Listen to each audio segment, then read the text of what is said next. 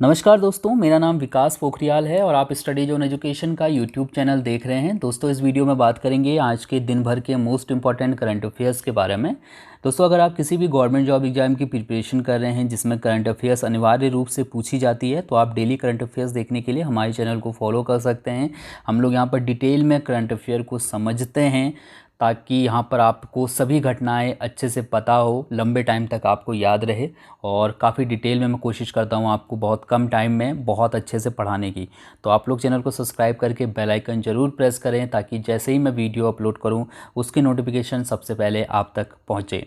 तो current affairs की शुरुआत करेंगे आज के अपने पहले क्वेश्चन के साथ। इस वीडियो के लास्ट में मैं आपसे एक क्वेश्चन पूछने वाला हूँ, तो उसका आंसर आप कमेंट करके बता सकते हैं। कल की वीडियो में मैं उस क्वेश्चन का सही आंसर दूंगा। पहला क्वेश्चन है कि अंतर्राष्ट्रीय क्षुद्र ग्रह दिवस कब मनाया जाता है, यानी कि इंटरनेशनल एस्टेरॉयड डे कब मनाते हैं हम लोग। तो इसका जो सही आंसर है वो है ऑप्शन डी वाला, यानी कि 30 जून को। आप सभी को पता है कि हमारे जो पृथ्वी के बाहर बहुत से एस्टेरॉयड घूम रहे हैं, ठीक है। तो इन एस्टेरॉयड की वजह से पृथ्वी को जो खतरा है उसके प्रति लोगों को जागरूक करने के लिए संयुक्त राष्ट्र ने 30 जून 2017 को ये दिवस मनाने की शुरुआत की थी। बेसिकली आप सभी को पता है कि जितने भी एस्टेरॉयड हमारे आकाश में घूम रहे हैं उनसे किसी ना किसी तरीके का हमको खतरा रहता ही है। एक घटना है 1908 की, 30 जून 1908 में एक घटना हुई थी पृथ्वी पर, जब रूस के तुंगसका नदी पर जो है एक बड़ा विस्फोट हुआ था। ये विस्फोट का कारण था एक क्षुद्र ग्रह का गिरना, ठीक है। इस एस्टेरॉयड जो है वहाँ पर गिरा था, जिसकी वजह से वहाँ पर बहुत ज़्यादा जो है नुकसान हुआ था। हालांकि कोई रिहायशी इलाका नहीं था, लेकिन जिस इलाके में वो एस्टेरॉयड गिरा था वहाँ पर मतलब बहुत ज़्यादा हानि हुई थी। तो कहा जाता है कि जापान में जो परमाणु बम फेंका गया था उसकी तुलना में कई परमाणु बमों की शक्ति जो है उसके अंदर थी, ठीक है। तो लोगों को ये बताने के लिए कि कितने हानिकारक हमारे लिए एस्टेरॉयड हो सकते हैं, वो जो है वो बताने के लिए 30 जून को ये दिवस मनाया जाता है। तो आप यहाँ से याद रख सकते हैं इंटरनेशनल एस्टेरॉयड डे कब मनाया जाता है, 30 जून को। क्वेश्चन नंबर सेकंड है हमारा कि निम्नलिखित में से कौन सा जिला अपने 1000 सरकारी स्कूलों में रेन वाटर हार्वेस्टिंग प्रोजेक्ट को सफलतापूर्वक पूरा करने वाला देश का पहला जिला बन गया है। इसका सही आंसर है ऑप्शन बी वाला, यानी कि बड़ौदा, जो कि पड़ता है गुजरात में। बड़ौदा जिला गुजरात का एक ज़िला है। तो इसने अपने यहाँ पर 1000 सरकारी स्कूलों में रेन वाटर हार्वेस्टिंग का जो प्रोजेक्ट है वो कंप्लीट कर लिया है, ठीक है। कम लागत वाले ये रेन वाटर हार्वेस्टिंग प्रोजेक्ट है ये। इस प्रोजेक्ट को 6 करोड़ रुपए की लागत से 9 महीने में पूरा कर दिया गया है। 1 साल का ये प्रोजेक्ट था, तो इसको समय से पहले ही पूरा कर लिया गया है। तो बड़ौदा के जो भी बड़ौदा ज़िले के अंदर जितने भी सरकारी स्कूल हैं उन सभी सरकारी स्कूलों में रेन वाटर हार्वेस्टिंग की जो है यहाँ पर सुविधा रहेगी, ठीक है। तो कह सकते हैं ना, जल जो है, जल का संरक्षण अनिवार्य रूप से करना ही चाहिए हमको। तो रेन वाटर हार्वेस्टिंग को पिछले कुछ सालों में बहुत ज़्यादा जो है दुनिया भर में इसके लिए कार्य किए जा रहे हैं। तो बड़ौदा ज़िले ने अपने सभी सरकारी स्कूलों में रेन वाटर हार्वेस्टिंग प्लांट स्थापित कर दिए हैं, ध्यान रखिएगा। क्वेश्चन नंबर तीसरा है कि 30 जून 2020 को मीजो शांति समझौते की कौनसवीं वर्षगांठ मनाई गई। 30 जून 2020 को मीजो शांति समझौते की 34वीं वर्षगांठ मनाई गई है, यानी कि ऑप्शन सी वाला यहाँ पर से बिल्कुल सही है। आपकी जानकारी के लिए बता दूं कि जो मीजो शांति समझौता हुआ था ये 30 जून 1986 को केंद्र सरकार और मीजो नेशनल फ्रंट के बीच हुआ था, ठीक है। भारत के आज़ाद होने के कुछ टाइम बाद ही जो है जो मिज़ोरम है वहाँ पर काफ़ी ज़्यादा जो है मतलब एक तरीके से कह सकते हैं राजनीतिक संकट पैदा हो गया था, विद्रोह जो है यहाँ पर हो रहा था। तो काफ़ी मतलब ये जो मीजो शांति समझौता है ये काफ़ी ऐतिहासिक शांति समझौता है। इसका दुनिया के उन चंद विद्रोहों में इसको गिना जाता है जिन विद्रोहों का अंत जो है एक कह सकते हैं समझौते के द्वारा हो गया था, ठीक है। मीजो शांति समझौते के अंतर्गत जो मिज़ोरम में जितनी भी व्याप्त एक तरीके से अशांति थी वो जो है समाप्त होने में मदद मिली थी। जब तक ये शांति समझौता नहीं हुआ था, यानी कि 1986 तक, तो इससे पहले लगभग 20 साल तक जो है मिज़ोरम में पूरा अशांति का माहौल था। शायद मिज़ोरम ही एकमात्र ऐसा राज्य होगा भारत में जहाँ पर मतलब सरकार ने जो है अपने ही नागरिकों के ऊपर जो है हवाई हमले भी करवाए, ठीक है। तो मतलब ये काफ़ी जो है जो मिज़ोरम में जो जितनी भी अशांति थी उसको समाप्त करने में जो है मदद मिली थी। जितने भी विद्रोही थे जो शासन पे अपना कब्जा चाहते थे, उनको जो है समाप्त करने में मदद मिली थी इस मिजो शांति समझौते के द्वारा। आप इसके बारे में डिटेल से पढ़ सकते हैं, बहुत से वेबसाइटों ने काफ़ी ज़्यादा डिटेल में लिखा है। और वैसे मैं आपको पहले बता चुका हूँ, पता नहीं आपको याद होगा या नहीं होगा। तो मिजो शांति समझौते के बारे में मैंने आपको पढ़ाया भी था। तो आप फिलहाल में याद रखिएगा कि इसकी 34वीं वर्षगांठ जो है मनाई गई है 30 जून 2020 को। ठीक है। क्वेश्चन नंबर चौथा है हमारा कि जून 2020 में किस देश ने अमेरिकी राष्ट्रपति डोनाल्ड ट्रंप के खिलाफ गिरफ्तारी वारंट जारी किया है? सो अभी रिसेंटली ईरान ने अमेरिका के राष्ट्रपति डोनाल्ड ट्रंप के खिलाफ गिरफ्तारी वारंट जारी किया है। आप सभी को पता है, ये मैंने आपको बताया भी था कि बगदाद में जो है ड्रोन से हमला हुआ था, तो उसमें ईरान के जो शीर्ष जनरल थे कासिम सुलेमानी, उनकी मौत हो गई थी। मैंने आपको बताया भी था ये। ठीक है। तो उस मौत के बाद जो है यहाँ पर मतलब ईरान सरकार को शक है कि डोनाल्ड ट्रंप और कई और लोगों को जो है इसमें नाम लिखा गया है, उन लोगों की वजह से जो है यहाँ पर कासिम सुलेमानी की मौत हुई है। तो कासिम सुलेमानी की मौत के चलते जो है यहाँ पर जो भी मतलब ड्रोन से जो हमला किया गया था, उसके चलते जो है अमेरिकी राष्ट्रपति डोनाल्ड ट्रंप के खिलाफ गिरफ्तारी वारंट जारी किया गया है। और ईरान चाहता है कि इंटरपोल की मदद जो है ईरान इसमें ले रहा है। इंटरपोल से वो बोल रहा है कि डोनाल्ड ट्रंप को गिरफ्तार करो। तो आपको पता है कि किसी देश के राष्ट्रपति को गिरफ्तार करना इतना आसान तो नहीं है। तो इंटरपोल के ऊपर अपना मतलब अपने नियम कानून है उसके, तो वो उस हिसाब से काम करेगा। ठीक है। फिलहाल में आप ये याद रखिएगा, अगर इसमें कुछ होता है आगे तो मैं आपको ज़रूर बताऊंगा। क्वेश्चन नंबर 5वां है कि जून 2020 में भारत ने किस देश के साथ 600 मेगावाट की खोलंगाचू पनबिजली परियोजना के निर्माण के लिए समझौता किया है? खोलंगाचू पनबिजली परियोजना के निर्माण को लेकर भारत और भूटान के बीच में समझौता हुआ है। ये 600 मेगावाट की एक पनबिजली परियोजना है। तो इस हिसाब यहाँ से ध्यान रखिएगा, ये जो परियोजना है इसमें भूटान का जो पहला मतलब ये भूटान और भारत के बीच में ये पहला जॉइंट वेंचर है। और ये समझौता जो हुआ है ये सतलुज जल विद्युत निगम लिमिटेड जो कि भारत का है, इसके अलावा भूटान की Druk green power corporation limited, इनके बीच में ये हुआ है। ठीक है। तो ये जो परियोजना है खुलुंगचू पनबिजली परियोजना, ठीक है, यहाँ पर इसको वो कर लीजिएगा। खुलुंगचू कहीं लिखा है, कहीं कहीं पर ये खुलुंगचू लिखा है, कहीं कहीं पर ये खुलुंगचू लिखा है, तो सेम चीज़ है, वो आप याद रखिएगा। ठीक है। तो ये जो परियोजना है ये 2025 तक जो है इसके पूरा होने की उम्मीद है। तो ये आपको यहाँ से ध्यान रखना होगा कि ये समझौता बेसिकली हुआ किसके किसके बीच में है, और ये जो परियोजना है खुलुंगचू पनबिजली परियोजना ये कौन से देश के बीच में चल रही है। तो भारत और भूटान के बीच की जो है ये परियोजना है। ठीक है। यहाँ से अगर आप मैं मैप में दिखाऊं भूटान आपको, तो ये देखिए सिक्किम से जस्ट लगा हुआ है भूटान। तो भारत का सिक्किम राज्य, इसके अलावा पश्चिम बंगाल राज्य, इसके अलावा असम राज्य और अरुणाचल प्रदेश राज्य, ये जो है भूटान से लगे हुए हैं। चलिए इसके बाद हम लोग बात करेंगे क्वेश्चन नंबर 6 की। जून 2020 में केंद्र सरकार ने एयर इंडिया के लिए बोली की समय सीमा को बढ़ाकर क्या कर दिया है? इसका सही आंसर है ऑप्शन डी वाला, यानी कि 31 अगस्त 2020। आप सभी को पता है कि केंद्र सरकार जो है कई सरकारी जो प्रतिष्ठान हैं उनको बेचने की कोशिश कर रही है।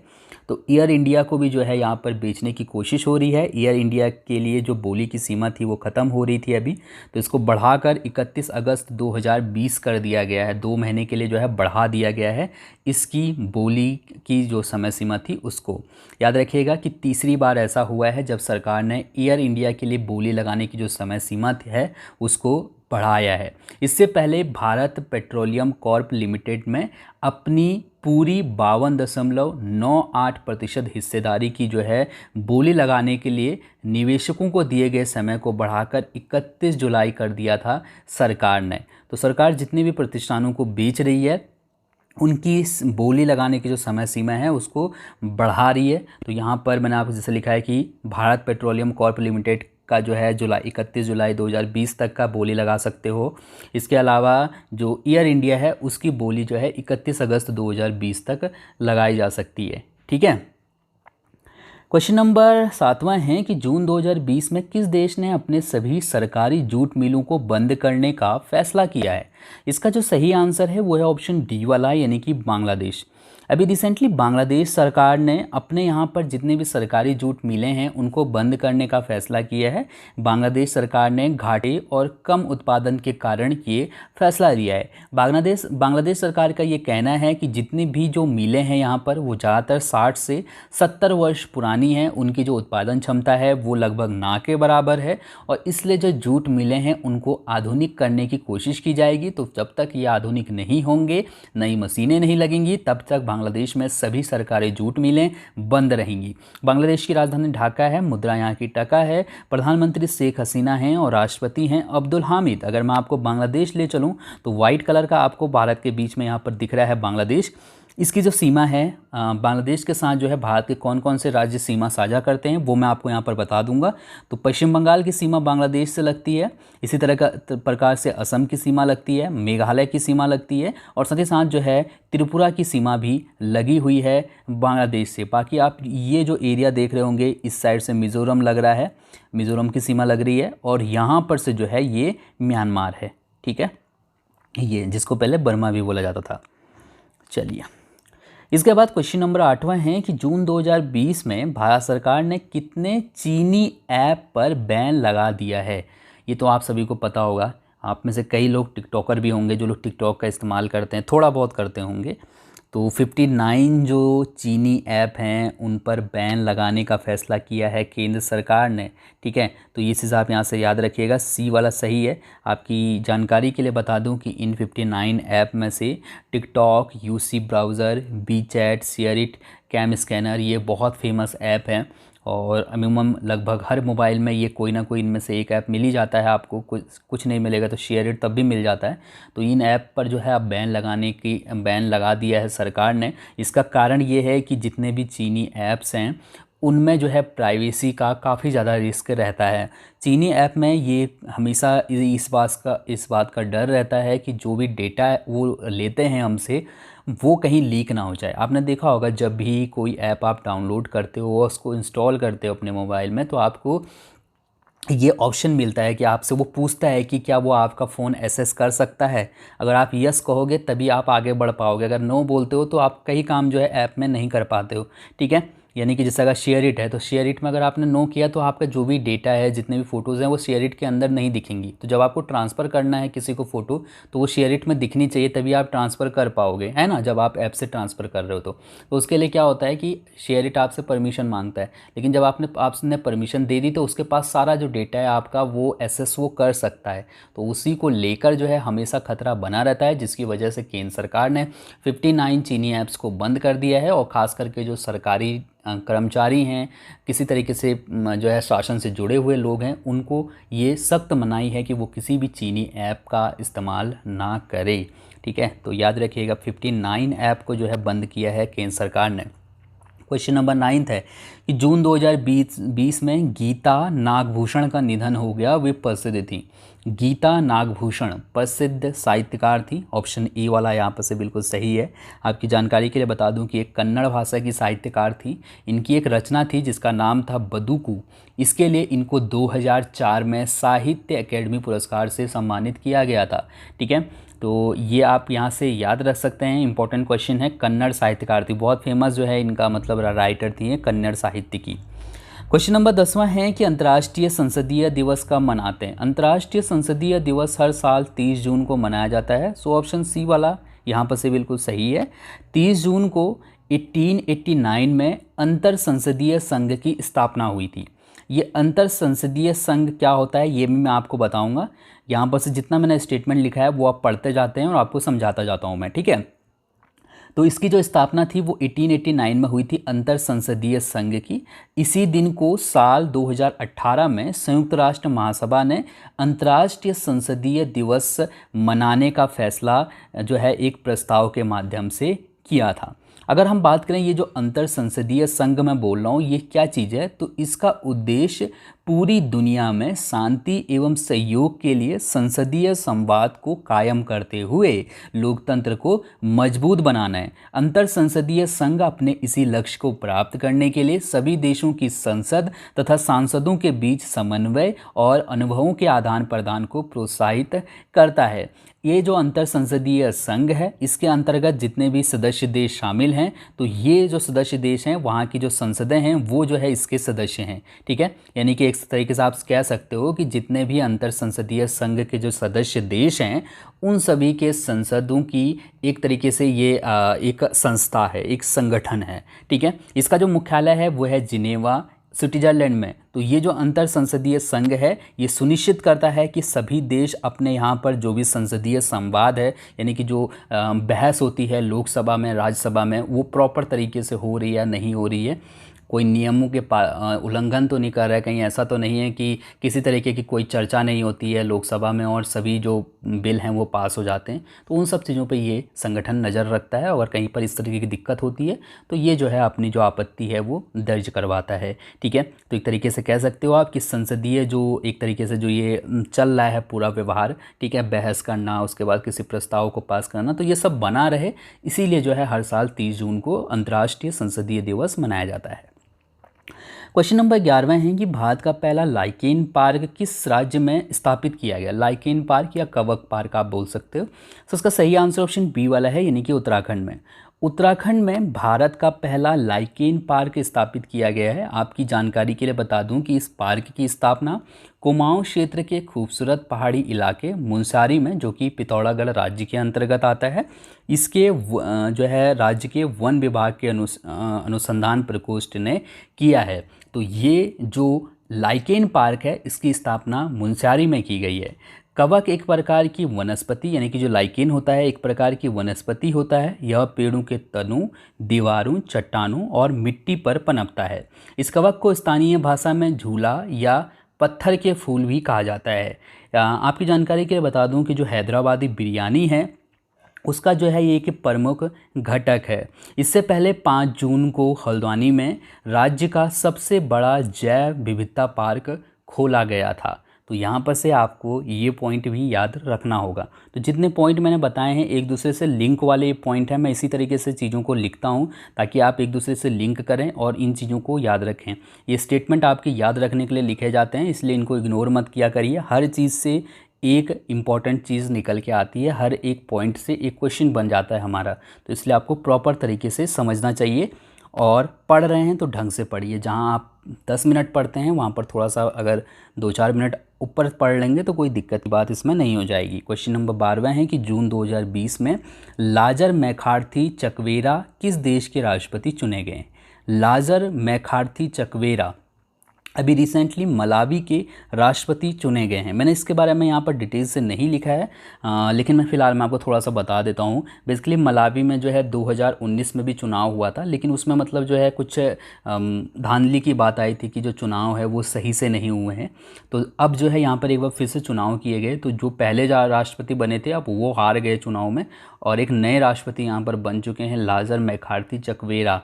ठीक है, तो याद रखिएगा मलावी के राष्ट्रपति बने हैं ये। मलावी की राजधानी है लिलोंग्वे और यहाँ की जो मुद्रा है वो है क्वाचा। अगर मैं आपको मलावी ले चलूँ तो हम भारत के संदर्भ में देखेंगे, ये इंडिया है अपना श्रीलंका के ऊपर, और यहाँ अगर आप नीचे की तरफ आएंगे तो मलावी है। मैं अगर इस एरिया को थोड़ा सा जूम करूँ तो कुछ इस तरीके से आपको ये दिखाई देगा। ठीक है, तो ये यहाँ पर आप याद रख सकते हैं। इसके बगल में देखिए जाम्बिया वगैरह भी है, ठीक है, मोजाम्बिक है, तो ये आपको यहाँ से ध्यान होना चाहिए। ये जो है ये पूरा मलावी पड़ता है ये। चलिए इसके बाद बात करते हैं दोस्तों आपके लिए कल के प्रश्न की। इस प्रश्न का उत्तर आपको कमेंट करके बताना था। आप में से मैक्सिमम लोगों ने बिल्कुल सही आंसर दिया था हमेशा की तरह। मैंने आपसे पूछा था कि जून 2020 में किस राज्य में गरीबों के लिए इंदिरा रसोई योजना का शुभारंभ करने का फैसला किया गया है। तो इसका सही आंसर ऑप्शन सी वाला था, यानी कि राजस्थान में। ठीक है, याद रखिएगा। और जैसे कि आप सभी लोगों ने लगभग मुझे लगता है सही आंसर दिया था, तो ये एक अच्छी बात है। अब बात करते हैं आपके लिए आज के प्रश्न की। इस प्रश्न का उत्तर आपको कमेंट करके बताना है। आपको बताना है कि भारत के बाहर पहली बार किस देश में योग यूनिवर्सिटी की आधारशिला रखी गई है। सो बताइए मुझे, भारत के बाहर किस देश में पहली बार एक योग यूनिवर्सिटी की स्थापना करने के लिए आधारशिला रखी गई है, ये आप कमेंट करके बता सकते हैं। थैंक यू सो मच इस वीडियो को देखने के लिए। वीडियो पसंद आई तो लाइक, शेयर और चैनल को सब्सक्राइब कर सकते हैं। Thank you so much.